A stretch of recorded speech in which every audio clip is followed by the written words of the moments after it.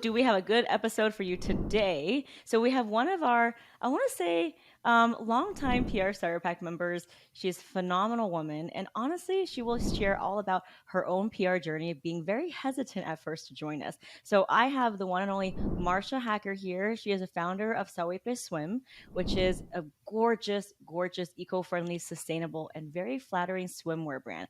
We're going to break it down for you on how a bootstrapping founder started her PR, kept it going, and now she's gone into so many places, including BuzzFeed, Brides, and Oprah Daily. I'm like, I can't even believe it that I'm saying that, Marsha. I know, me too.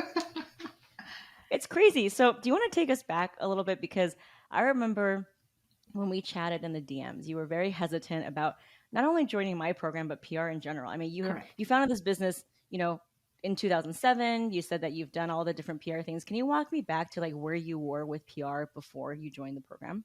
Yes.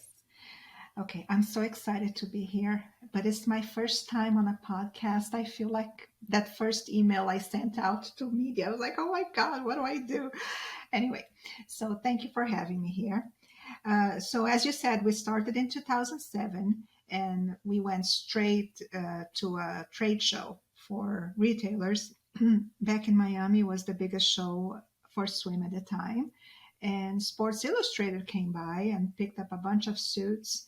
And I had no idea what we were doing. Literally, we left the show and I told my sister, no, we're just going to stop, take a step back, knowing nothing about how to run the business properly here, let alone media. A couple of months later, Sports Illustrated called us and they were publishing a lot of suits. I was like, okay, now we can't stop. We have to keep going. So that was my first experience with press. So the first one actually that contacted me was Oprah. It was back in February of this year. And I know you didn't, I told you, I think, sometime around in March, but it wasn't published until now. So I didn't make it a win in the Facebook group, which is like But so that is huge. I supportive. mean, that is Oprah print publication that is I directly know. to your audience. And people are not looking at Oprah if they're not looking to buy. So that's directly to your audience. So Oprah, I mean, I think you might be one of the first people to have the Oprah print one. I mean, that's very highly Oh, coveted. really? And also BuzzFeed, that is a high traffic website. That's like 40, 50, 60 million views. Tell me how you Yep. got on BuzzFeed.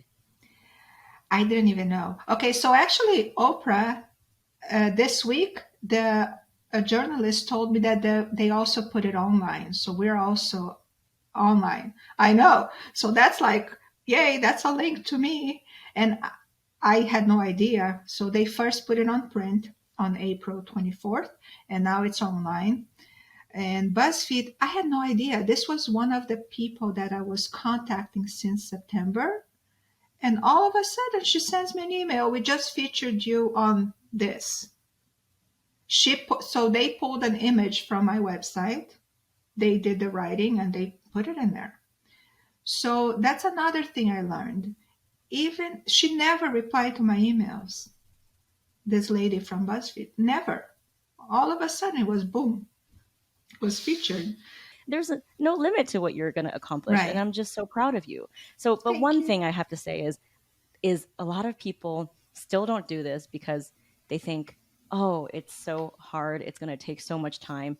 And yes, everything takes time, right? It takes time to do an Instagram reel and it takes time to write a customer service email. It's just a matter of how you're prioritizing your time. Are you doing things that are going to give you a high ROI, like building an asset, or are you doing busy work? So, how can you help people break down your system? Because what I loved is you created a system with tools and tracking and follow up. Can you just break it down for me exactly, like how you time manage your PR activities with all the different things you're doing in your life?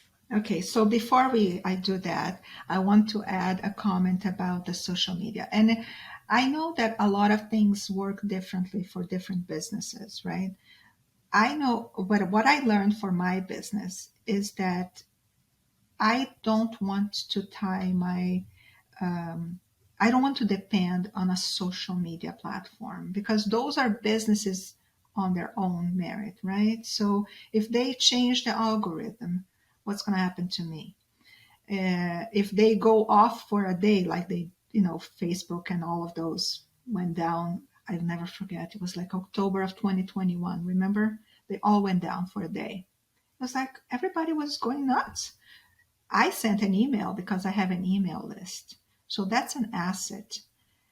It's something I have. The same with the journalists, contacts and relationships are built. No, you aren't, baby. I'm so empowered by listening to you. I see the transformation. I'm so grateful for you for trusting in this process, even though you were skeptical. How can people find you? I mean, obviously now you're online because you've been on BuzzFeed and Brides, and you have so many more irons in the oven. But how can people find you and yeah, and get to learn a little bit more about your journey? Okay, so we are on sauipeswim.com, SAUIPE swim.com. Our Instagram is sauipeswimwear.com. And as I said, I'm on LinkedIn. You can find all those links from our website. And I'll be happy to share any info or any experience with your listeners or with anybody in the program because it Thank you. works. It does It work. works. If It people works don't because know, you're it working it. works. Yeah, but I could have. How would I know what to start? Where to start? It's like so complicated, Like I Yeah. I used to think I have nothing to say. That's what the industry wants you to think, and that's why we exist, is to make you True. feel like you do have so many things to say. I'm Thank so you. glad that we're on this journey together. I'm so grateful for you. Keep going, keep shining a light, keep inspiring us all.